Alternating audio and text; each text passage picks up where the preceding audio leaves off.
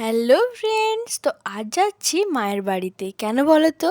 আজ হলো জামাই বাদনা। জামাই ষষ্ঠীর মতো এটাও একটা রিচুয়াল যেটা প্রায়ই প্রতিটা বাঙালির বাড়িতেই হয়ে থাকে।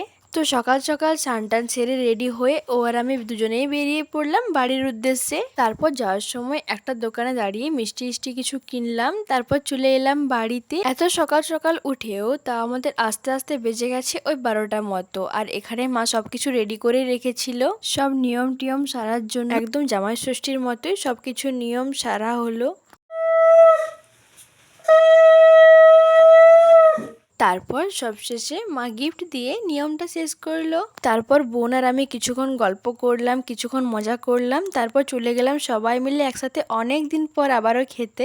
আবারও অনেক দিন পর একসাথে বসে খেতে বেশ ভালো লাগলো। তারপর খাওয়া দাওয়া শেষ করে ও কিছুক্ষণ বসে ওর কিছু কাজ ছিল, তো সে কারণেই চলে গেল বাড়ি। আর আজকে অনেক দিন পর খাবার খাওয়ার পর খেলাম একটা 7 আপ। তো আজকের দিনটা তো এইভাবেই হাসি আড্ডার মধ্যে কাটালাম। কেমন লাগলো জানিও। টাটা।